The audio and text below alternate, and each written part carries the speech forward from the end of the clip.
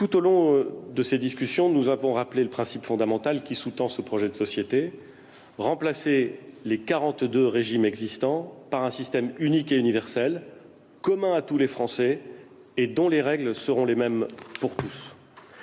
La conséquence en sera la fin logique de l'esprit dans lequel avait été construit le système actuel, c'est-à-dire un système fondé au fond sur des solidarités corporatistes pour passer à un système de solidarité universelle entre tous les Français, entre toutes les générations.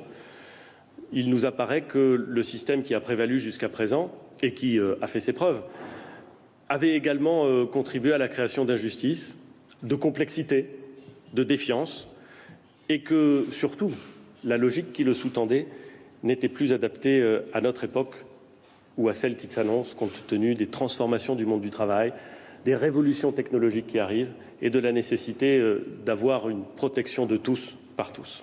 Parce que nous sommes convaincus que les Français, dans leur grande majorité, veulent un système simple, juste, qui mettra un terme à des régimes qui ne correspondent plus à une logique qui serait acceptée par nos compatriotes. Nous ne transigerons pas sur l'objectif. Nous ne transigerons pas sur l'objectif, mais nous prendrons le temps qu'il faut pour y arriver. Les réunions bilatérales que je viens de conduire montrent cette demande de la part des organisations syndicales. Les uns et les autres convergent sur le principe d'une transition qui ne brusque pas les choses. Parce qu'au fond, on ne change pas un contrat social brutalement. Nous allons mettre un terme aux régimes spéciaux. C'est la conséquence mécanique de l'instauration d'un régime universel de retraite. Mais nous ne voulons pas stigmatiser ceux qui s'y trouvent aujourd'hui.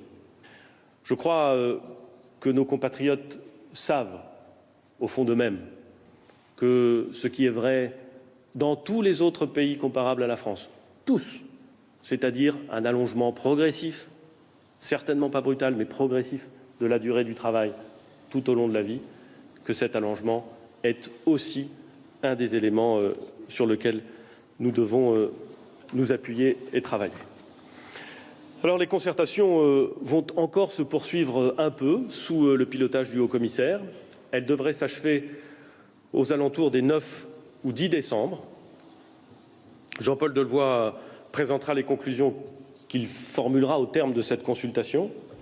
Et j'aurai l'occasion, dans les jours qui suivront, de présenter dans sa globalité et très précisément le projet que le gouvernement présentera au Parlement au début de l'année 2020. D'ici cette date, certains exprimeront leur opposition dans la rue le 5 décembre. C'est leur droit le plus légitime. J'ai le plus grand respect pour le droit de grève, le plus grand respect pour le droit de manifester. En revanche, j'appelle évidemment chacun au calme et au respect de la loi, de la propriété, bref, de tout ce qui fait la vie en commun, de l'ordre public, des biens publics et bien sûr au respect des forces de l'ordre. De son côté, le gouvernement mettra tout en œuvre pour accompagner au mieux les Français qui veulent et qui doivent travailler.